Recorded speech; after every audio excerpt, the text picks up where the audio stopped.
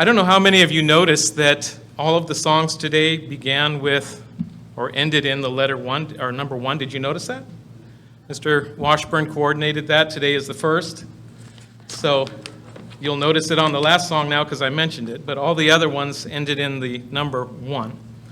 And I actually mentioned that because today, July 1st, 2023, is a very important day to me.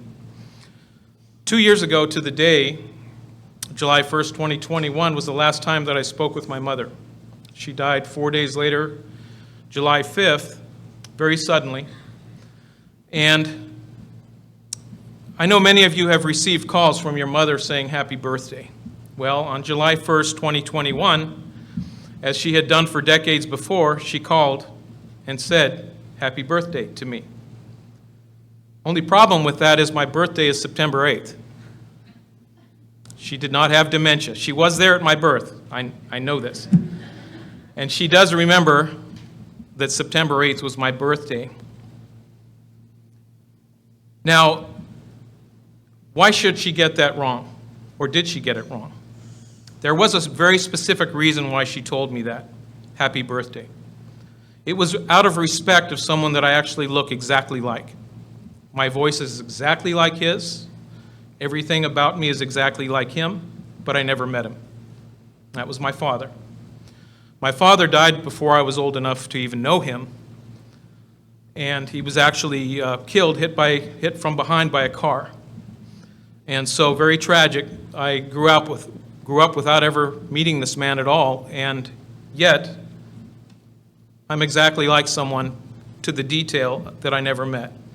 Now, he was born on July 1st, and that was actually the day that my mom met him, was July 1st. So it was a special day to her, and she would call me to make sure it was a special day to me, even though it was somebody I had never even met. So I'm going to use her as an inspiration for my message today, because my mom knew hundreds, quite likely thousands of people, really, over the course of her lifetime. And all of them, virtually without exception, that ever knew my mom, remembered one trait, every single person, and it was her dominant trait. By the way, the title of my message is Defining Characteristics. I was going to give that up front, but I'll give it right now. Defining Characteristics, because that was her defining characteristic. And it stood out above everything else, and I'm going to tell you that characteristic in a moment. But first, I want to tell you where I'm going with this message. Everyone, all of you here, all of the people that hear my message later on, have something about them that is a defining characteristic, something that just stands out above all the rest. It could be physical traits. You know, some of us are quite tall. That might be a defining trait that people remember you by that. It could be a personality trait, something about your appearance, your demeanor. Everyone here has a defining trait. And it can be summed up by those people that know them in typically one word, like my mom, or a phrase. We're going to look at some biblical examples of these defining characteristics. And we're going to look at the relevance of that to us. So, just like my mom, these people had defining characteristics. So as we move forward, I want to float in front of you the question to ask yourself, what is my defining characteristic? If you could define yourself, more importantly, if someone else could define you, what would that be? Not the one you give yourself, but the one that others would give you. Ask yourself and be honest. Okay, I promised I would tell you what that quality was that my mom had, what she was known for by every single person that knew her. But I have to tell you something about her life so that that's more relevant. She died at age 89, but from a very early age, she had an extremely difficult childhood. When she was 5, her and her brother, her parents divorced. She was born in 1932. So back in the 30s, divorce wasn't near as prevalent as it is now. It was a social taboo, a very rare thing, and it's much more common now, but her and her older brother were raised by her uncles. So from there on, she knew my dad, basically the love of her life, and when she lost him, she had 2 marriages after that were at best very stressful. Let's just say that. So basically, for most of her life, she had extreme difficulties. She had every reason to be bitter, to be unhappy, to be despondent, to be angry. And yet, despite all of that, everyone still knew her for one thing. You want to know what that one thing was? It was her smile.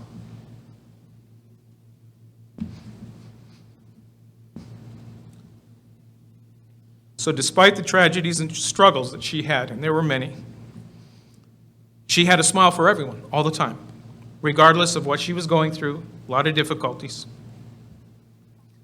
So again, I'm going to float this in front of you. How would people sum you up in one word?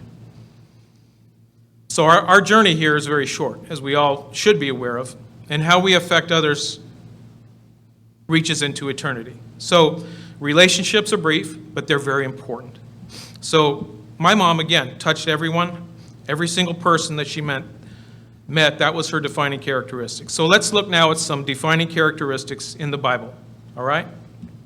And there are many. In fact, the Bible has so many of these situations where they're defining characteristics of people that we're going to have to narrow it down to just a few. And I want to keep it, within a good time frame here. But we're going to start it out in the New Testament, actually, with one of my favorites. And the example we're going to look at is a man who has such a strong defining characteristic that his friends renamed him. They gave him a different name. Go with me to Acts 36. We'll look at this fellow who got renamed because of who he was, his actions.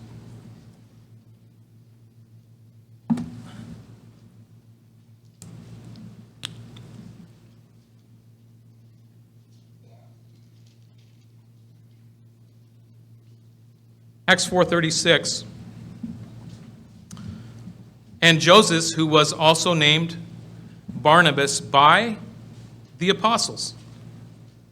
He was named Barnabas by the apostles, which is translated son of encouragement. What a fantastic, positive thing for people to say of you, to know you by.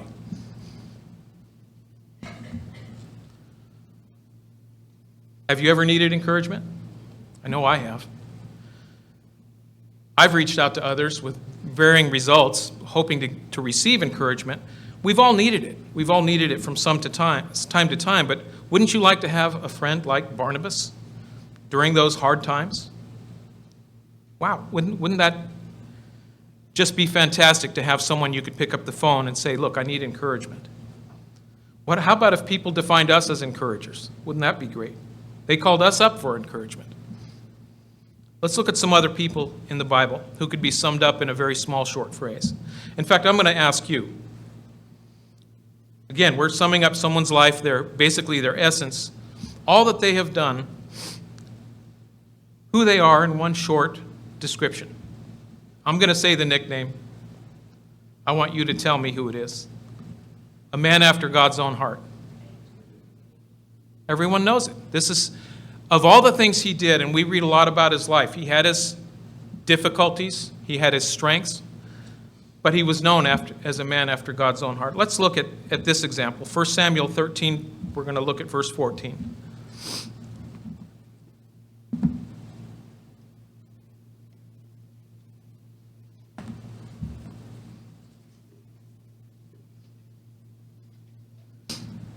And I want to make a note here that this is chapter 13, because something very important comes after chapter 13. 1 Samuel 13 and verse 14. This is Samuel talking to King Saul, who didn't quite pan out the way that they had hoped. And so he said to him, "But now your kingdom shall not continue. The Lord has sought for himself a man after his own heart. And the Lord has commanded him to be commander over his people because you have not kept what the Lord commanded you." So here we see in chapter 13 the definition, or what we all know here so many thousands of years later, as his defining characteristic. And we see it mentioned here. Let's go farther into Samuel. And We're going to go to chapter 16. By the way, David's name means beloved. As we have a couple of Davids here, you probably know that. And he was beloved for this very trait, because he was a man after God's own heart. For chapter 16, we're going to pick it up in verse 11.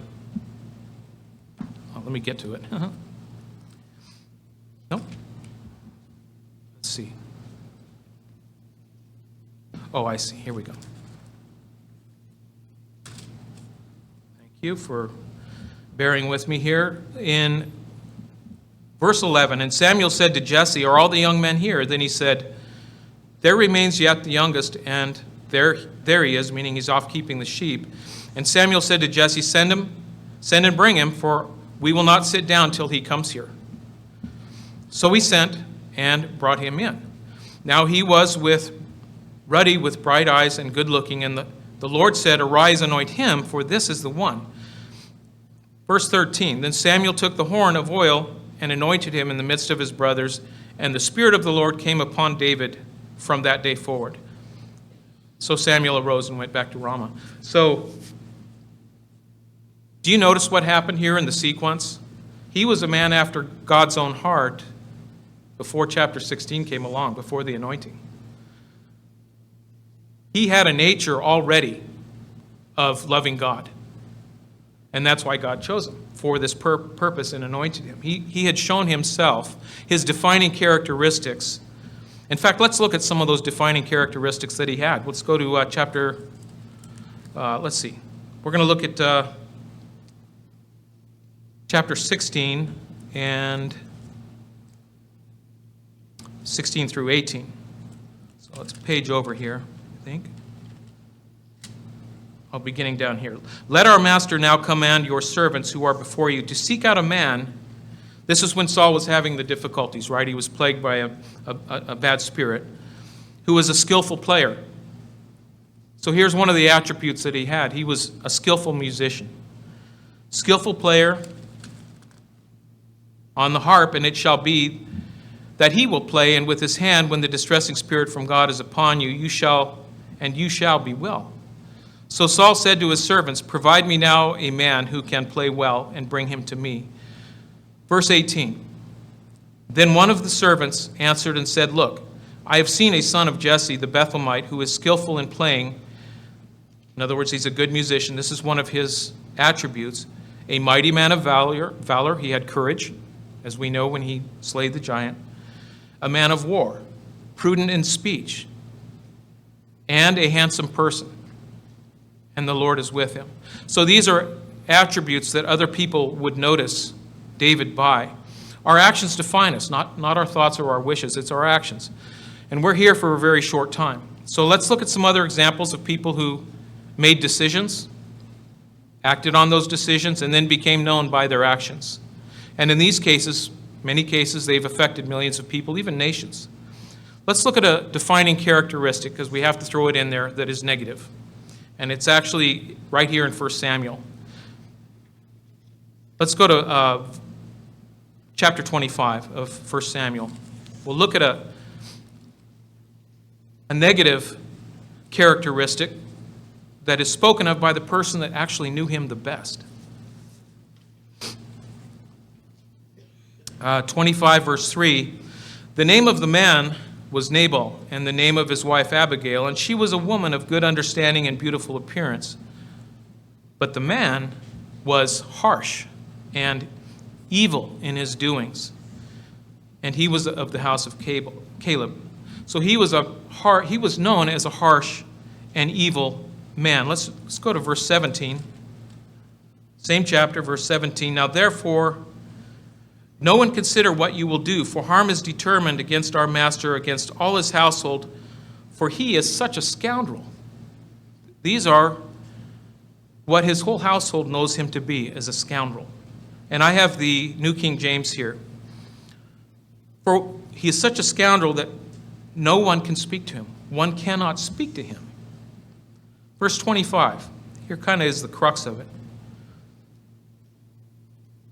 Please let my Lord regard this scoundrel, this is Abigail, Nabal, For as his name is, so is he. Nabal is his name, and folly is with him. His name means fool, folly. But I, your maidservant, did not see the young man of my Lord whom you sent. So she, as we know the story, she diffused an otherwise potentially dramatic, unhappy experience for the rest of the household.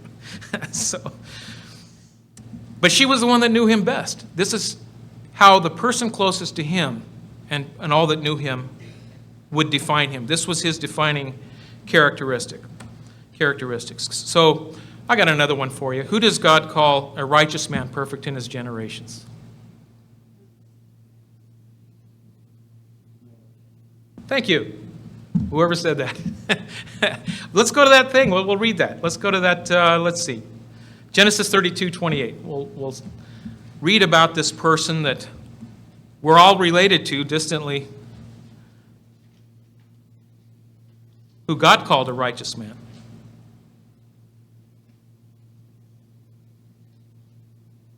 Genesis, did I say it? Genesis 6? Genesis 6, verse 9.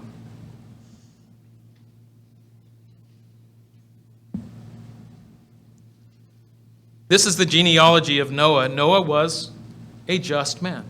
What a good thing to be known for. What a fantastic defining characteristic. Noah was a just man. Perfect in his generations, Noah walked with God. Fantastic. Wouldn't that be nice if someone could say that about us? Chapter 7, Genesis, verse 1. Then the Lord said to Noah, come into the ark, and you and all your household, because I have seen that you are righteous before me in this generation. So this was Noah's defining characteristic, and potentially was a huge, important role in God saving the world, was this attribute that Noah had. What about sons of thunder? Defining characteristics, right?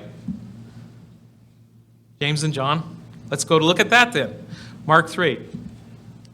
Look at some more defining characteristics of these individuals. Something that we have heard over and over about them. Mark 3:17.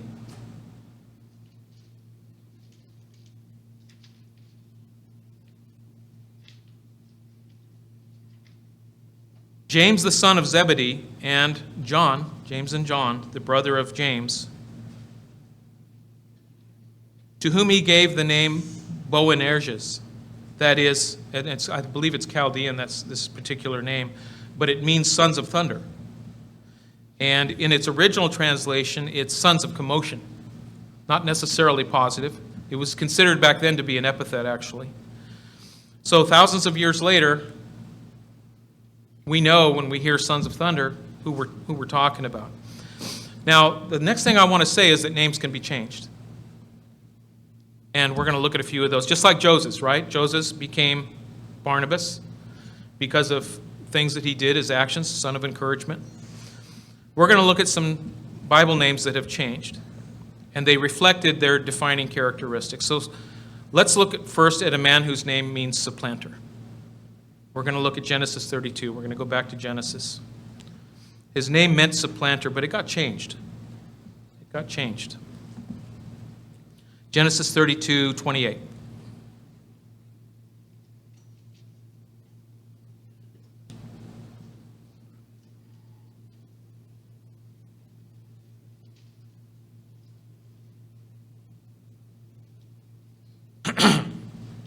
I actually started in 27, and he said to him, what is your name? And he said, Jacob. And then he said, your name shall no longer be called Jacob, which meant supplanter, but Israel. For you have struggled with God and with men and have prevailed. So his name, Israel, means, it's interpreted different ways. Struggles with God, contends, wrestled with God, or having power with God. Based on an action. We all know about the wrestling match that happened. This was an action, and after this action, his defining characteristic that we knew him from after that was based on that action of his. So his grandfather had his name changed, right? Abram's name meant high father. Later on, it became the father of a multitude. Abraham, of course. And his grandmother, Sarai, meant princess. Afterward, she became the mother of nations when her name was changed to Sarah. Both, of course, are found in Genesis 17. We don't have to go there. But I want to look now at one of the most famous name changes in the Bible, and it's a man whose characteristics were actually very negative. And I want to use it as inspiration that things do change. You know, you can, through your actions, you can find yourself in a different place where you're known differently than what you used to be known as. Because this individual, his characteristics were actually very negative, but they became very positive. He was known for his brutal persecution of the followers of Christ, and this was a characteristic that made him very feared by many people. And we read this in Acts 22. We're not going to go there through all of it. We know how it happened. But people can change with God's help, like Saul did. Even when it seems completely impossible to change. For an individual like Saul, it would have seemed completely impossible. Saul's name, by the way, means asked for or prayed for. That's what his name meant. But at the time, he was the persecutor of the brethren, and he became Paul. Do you know what Paul stands for? It stands for small or humble, or I should say it means small or humble. So much better for someone to do the work of God to be known as humble than, what he was before that. So he's obviously very influential in the early years there of the church. So another famous name change in the Bible is a man whose name meant God has heard. That was the meaning of his name, God has heard. And we're going to look at this famous name change. We will turn there. John 1:42. John 1:42. God has heard.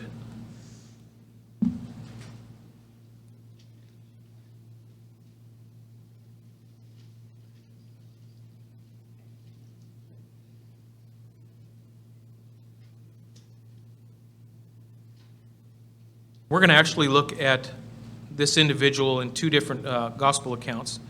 But John 1:42, and he brought him to Jesus. Now when Jesus looked at him, he said, "You are Simon the son of Jonah. You shall be called Cephas," which is translated a stone. Let's look at another version of it, Matthew 16. Same basic event, but it's Christ talking to him, Matthew 16 and verses 16 to 18.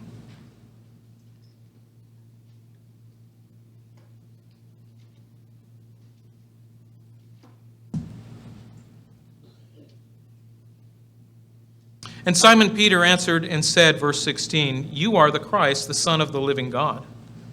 And Jesus answered and said to him, "Blessed are you, Simon Bar-Jonah, for flesh and blood has not revealed this to you, but my Father who is in heaven. And I also say to you that you are Peter," or Cephas, it's different languages. "And on this rock that's the name of that is the meaning of his name. Peter means the rock. On this rock I will build my church, and the gates of Hades shall not prevail against it." So his name changed. And it was through really the Holy Spirit that revealed this to him when he gave an answer to Christ.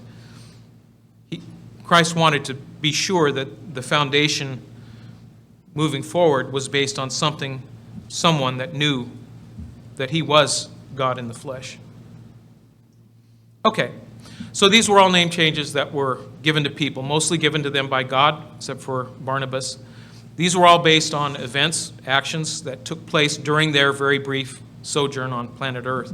We need to remember that our days are like the grass, right? We're told that in Psalms. And what we do and who we are will determine our defining characteristic. Not what we think about or dream about, it's what we actually do. And ultimately, like these people that we read about here, we will become our new name. And this will actually happen on a very, very large, unimaginably large scale. And let's look at that. Revelation 3, verse 12. We read about some name changes, but these name changes are going to happen on a much larger scale.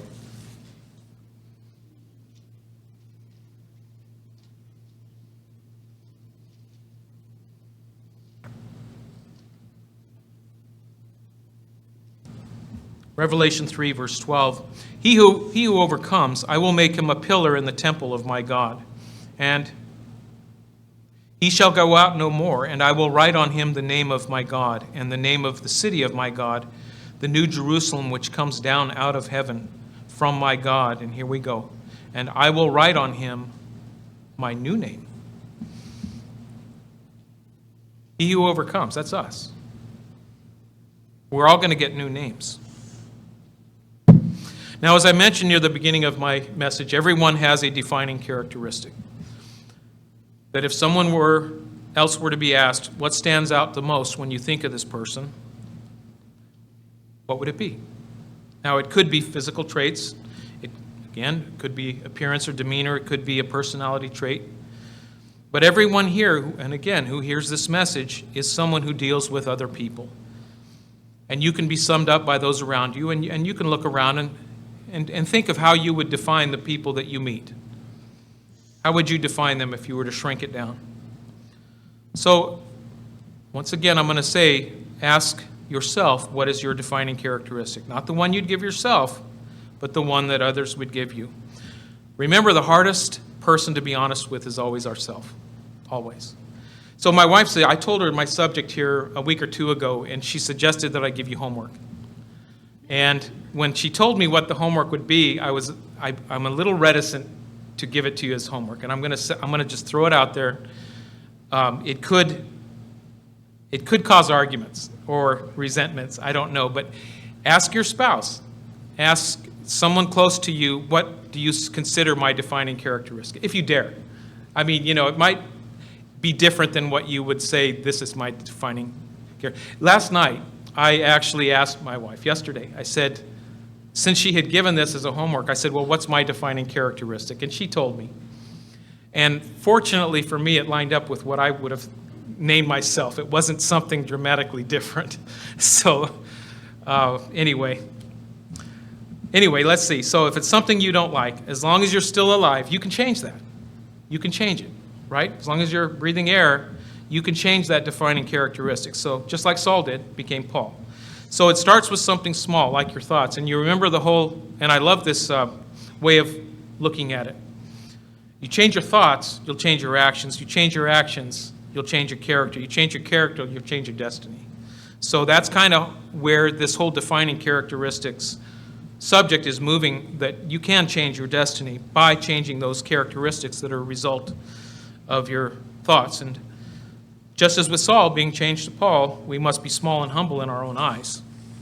So when I was in Germany in the 80s, I had a friend tell me once that I smiled too much. Now, I mean, I had never heard that before. I didn't even know there was such a thing. But I was smiling because I loved life, and I love people, I love life. And I took this input. He didn't mean it as a positive thing. He thought, well, you need to curb it back, pull it back, don't.